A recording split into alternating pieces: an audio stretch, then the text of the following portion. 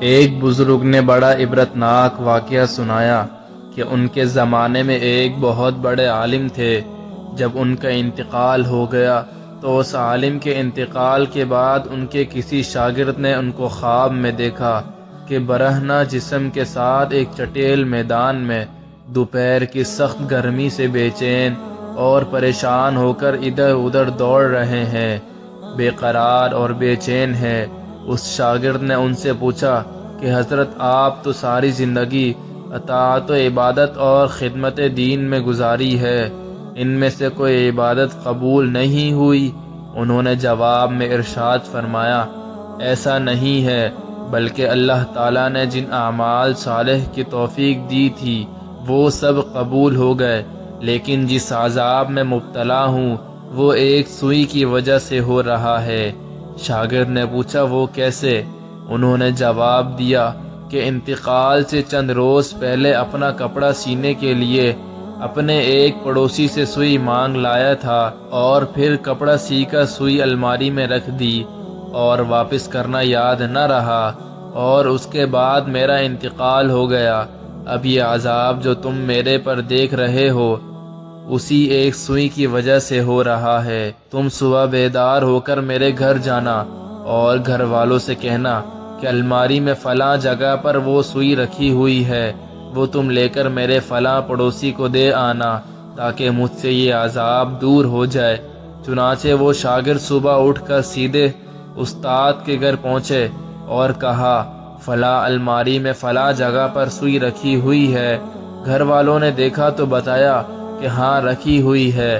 اس شاگرد نے پوچھا کہ تمہیں یہ معلوم ہے کہ کس کی ہے؟ انہوں نے بتایا کہ ہاں، مرحوم فلاں پڑوسی سے لائے تھے، اور ہم نے سوچا کہ ذرا آنے جانے والوں کا سلسلہ ختم ہو تو یہ سوئی ان کو واپس کر دیں گے۔ شاگرد نے بتایا کہ میں نے ان کو خواب میں دیکھا ہے کہ وہ اس سوئی کی وجہ سے عذاب میں مبتلا ہیں، اس لیے وہ سوئی آپ مجھے دے دے تاکہ میں جلدی سے ان کو واپس کر دوں اور ان کی طرف سے تاخیر کی بھی معافی مانگ لوں۔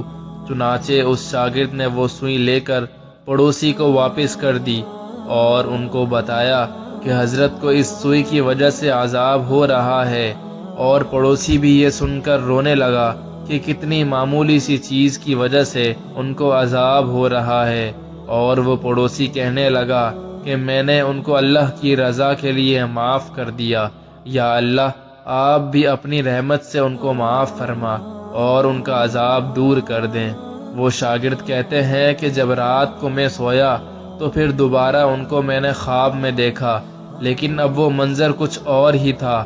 اب حضرت ایک خوبصورت اور سرسبز و شاداب باغ کے باغیچوں میں ایک مسحری پر آرام فرما ہے، چاروں طرف خادمائیں موجود ہیں، پھلوں اور پھولوں کے درخت لگے ہوئے ہیں، ٹھنڈی ٹھنڈی ہوائیں چل رہی ہے۔